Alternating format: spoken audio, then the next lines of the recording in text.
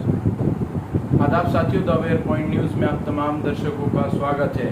उत्तर प्रदेश के लखीमपुर खीरी में जहां एक तरफ किसानों का नरसंहार हो रहा था, वहीं देश के किसी और राज्य में मुसलमानों पर भी ज़्यादती और जुल्म और एक उपद्रव एक विशेष समुदाय के खिलाफ जो है वो जमकर काटा जा रहा था। मैं बात कर रहा हूं छत्तीसगढ़ के कबीरधाम ज़िले करवर्दा की, जहां एक मुस्लिम एरिया में जो है वो दूसरे समुदाय का झंडा लगा दिया गया, जिसके बाद काफ़ी ज़्यादा विवाद बढ़ गया। विशेष समुदाय द्वारा उस झंडे को उतार दिया गया और झंडा उतारे जाने के बाद वहाँ विवाद इतना ज़्यादा बढ़ गया कि पुलिस ने धारा 144 लागू कर दी। पुलिस के धारा 144 लागू करने के बाद भारतीय जनता पार्टी और विश्व हिंदू परिषद द्वारा करवर्दा ज़िले में कबीरधाम के वहाँ बंद बुला लिया गया। और बंद बुलाने के बाद मंगलवार को जब बंद बुलाया गया तो वहाँ दूसरे अन्य ज़िलों से भारी तादाद में विश्व हिंदू परिषद के लोग और कुछ अन्य भगवाधारी झंडे हाथ में लेकर बहुत सारी एक हिंसक भीड़ पहुंची। हिंसक भीड़ इतनी ज़्यादा थी कि पुलिस को संभालना भारी पड़ गया। हालांकि पहले से ही पूरे ज़िले में 144 धारा लागू थी, लेकिन पुलिस को संभालना इतना मुश्किल पड़ गया कि 3 से 4 हज़ार लोग हाथों में तलवारें, झंडे, डंडे और अन्य दूसरे हथियार लेकर एक नारा, एक गूंज उस एरिया में आकर लगा रहे थे। जय श्री राम के नारे, अलग अलग तरीके के नारे जो है वो लगाए जा रहे थे, मानो एक सुनायोजित पूरा एक तरीके से एक दंगा भड़काने की कोशिश की जा रही हो।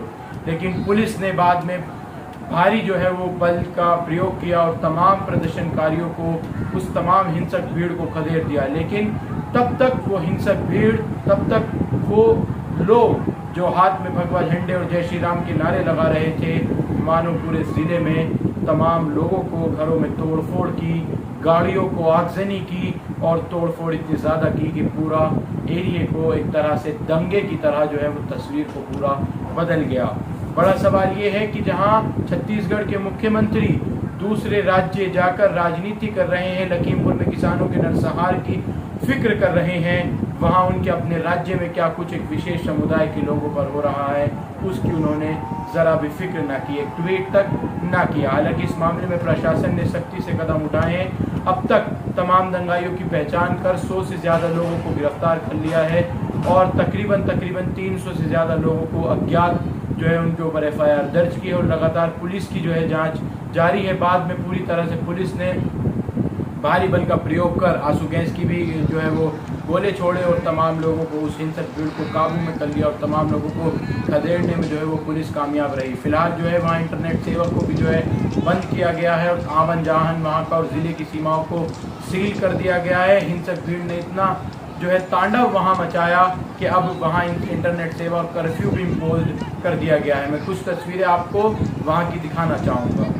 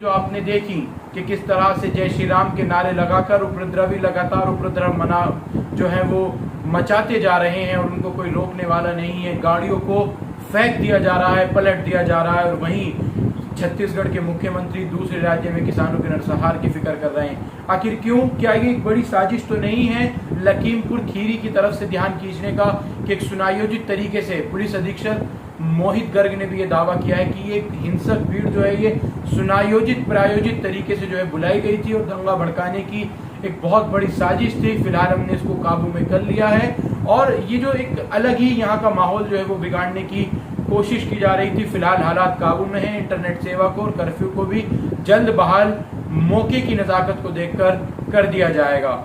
लेकिन मैं फिर वही बात कह रहा हूँ कि सवाल ये खड़ा होता है कि छत्तीसगढ़ के मुख्यमंत्री भूपेश बघेल आज लखीमपुर खीरी पहुंचे हैं राहुल गांधी के साथ और तमाम जो पीड़ित परिवार हैं उनको 50-50 लाख रुपए का मुआवजा देने का ऐलान किया है। लेकिन क्या उनको अपना राज्य नजर नहीं आ रहा है? ये तमाम सवाल खड़े होते हैं। और ये जो हिंसा जो है, क्या वाकई लखीमपुर खीरी से जो है लोगों का ध्यान हटाने की कोशिश की जा रही है कि इतनी बड़ी साजिश जो है वो कर दी जाती है? ये तमाम वीडियो जो आप देख रहे हैं कि इतनी बुरी तरह से तोड़फोड़ की जा रही है और एक जो पूरा एक प्रकरण है इसमें क्या आगे जांच के आदेश दिए जाएंगे, क्या कुछ उसमें होगा, ये देखना बेहद ज़रूरी है। फिलहाल जो है वहाँ मामले को जो है तूल जो है वो अब फिलहाल पकड़ना कम कर दिया है और अब पूरी तरह से प्रशासन ने मामले को पूरा काबू में कर रखा है। आगे क्या होता है ज़रूर हम आपको इसकी अपडेट देंगे। शुक्रिया team the where point news, Tanzeel Khan के साथ मोहम्मद रब्बानी। आप हमारे यूट्यूब चैनल को लाइक सब्सक्राइब शेयर ज़रूर करें, बेल आइकन का बटन दबाना ना भूलें और आप तमाम लोगों का जो हमारे लगातार हमको देख रहे हैं, हम बहुत बहुत शुक्र अदा करते हैं कि आप तमाम लोगों का साथ हमें लगातार मिल रहा है। शुक्रिया।